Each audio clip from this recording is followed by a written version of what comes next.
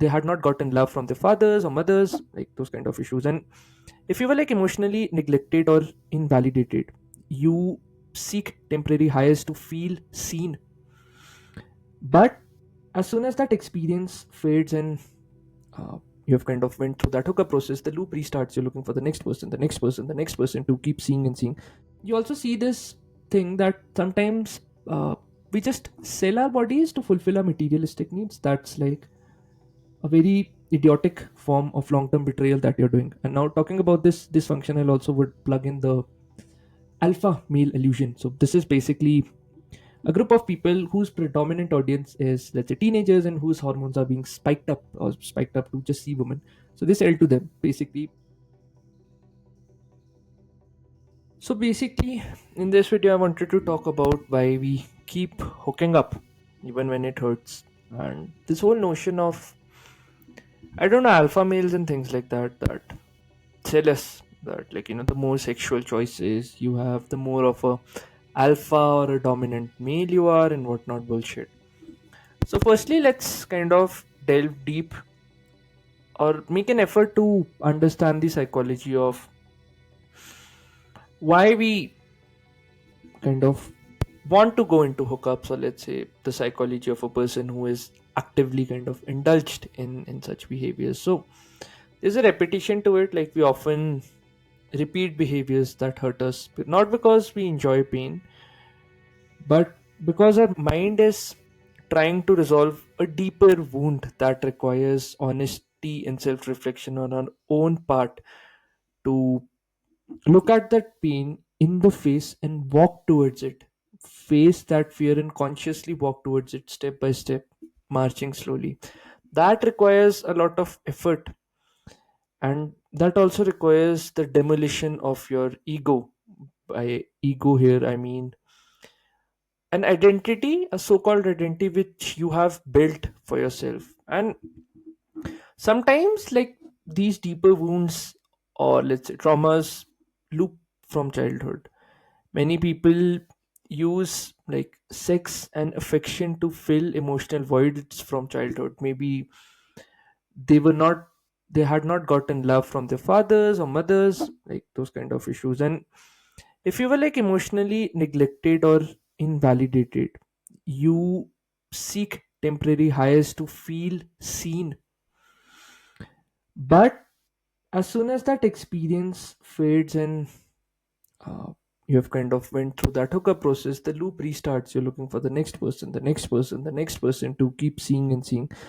And then here, there's also this thing of dating apps which kind of capitalize. So someone had already figured out these needs, and they just wanted to make profit of your insecurities and emotional pains and wounds. Swiping, like, it looks like a slot machine that you're just a bloody number on someone else's screen, a complete idiot or stranger. And basically, when we are like hooking up, there's a surge of dopamine, but that dopamine fades, that feeling of feeling good within.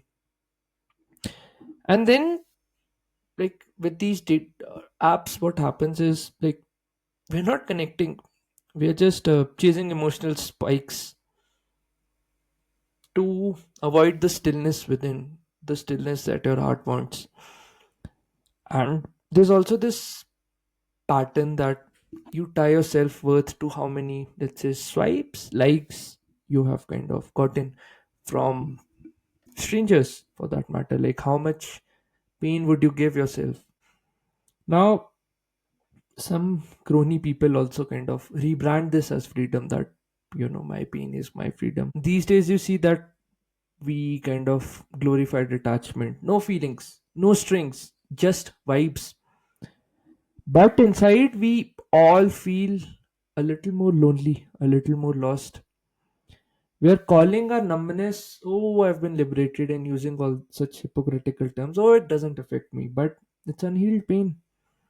And then there's this thing of avoiding things, which comes like having a mindset of just avoiding pain and growth.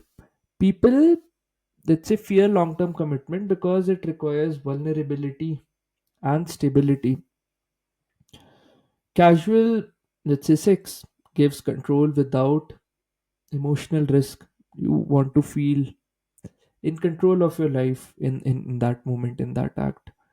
But you're betraying yourself in the long term for nothing, because the cost of hookup is intimacy. Like, real connections are never formed under 10 to 15 minutes under the bed sheets. And then there's this also another thing, that it's being normalized. Like, your dysfunctional mindset behaviors are being normalized, right? Everyone is doing so.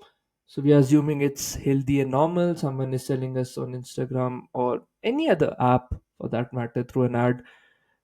I went to so and so place, there was so much so and so fun, I had so and so things. Like, but what's common isn't always good. Just like junk food, casual sex is available, addictive, but it leaves you empty.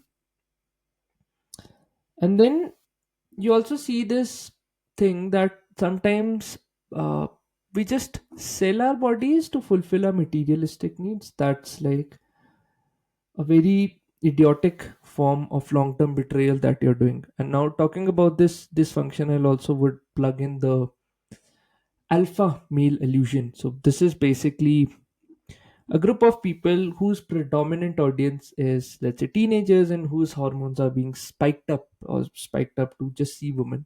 So they sell to them. Basically, there's the lie that sold that higher body count equals masculinity.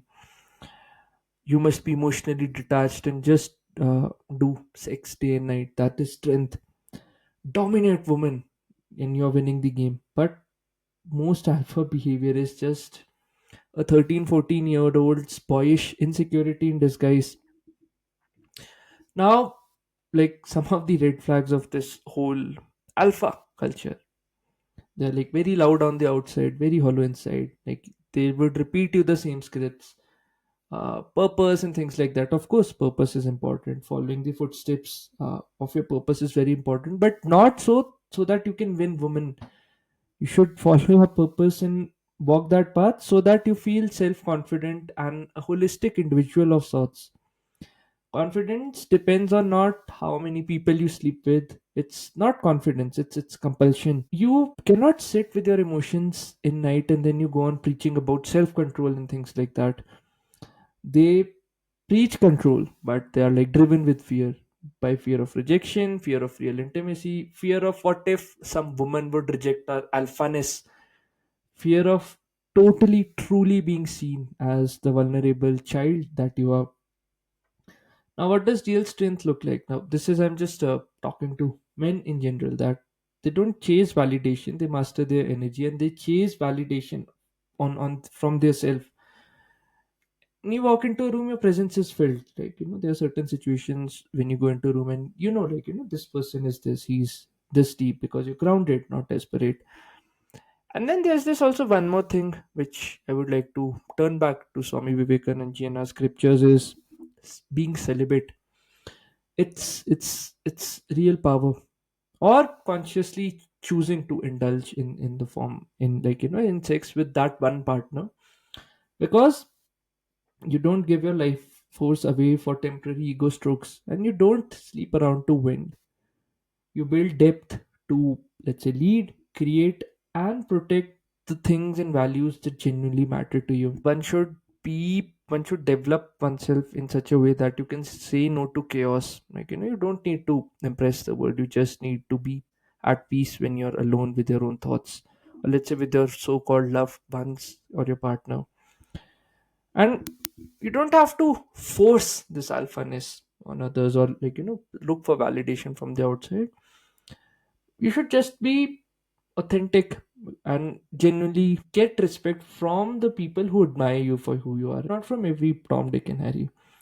So, alphaness, I think, means not being the loudest, not being the richest, not being a dominant douchebag, but one who can say no to their temptations, fight for higher purposes in life, and can build without having this toxic mindset of breaking others, who knows the value of energy, attention, and, like, winning for your own self in the long term. So, like, any guy can kind of sleep around, but only a real man, in my definition, can face his wounds walk consciously towards it and not run into another body to numb them.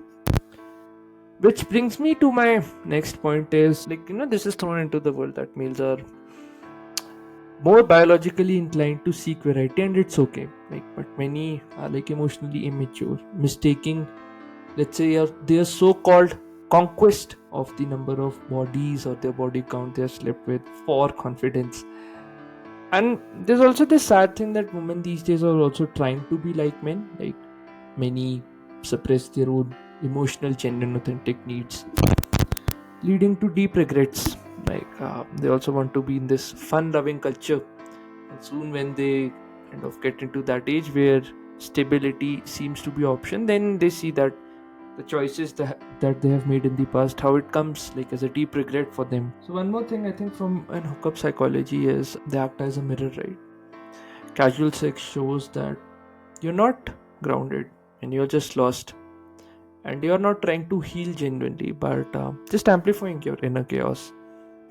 So how I think one should break from it, and it's not a, let's say, long term ideal good thing that you go on sleeping endlessly with things, because you treat people as things. Having a deeper question as to what I'm really craving, is it uh, a touch from another body, or the touch from my own heart which I need to listen to?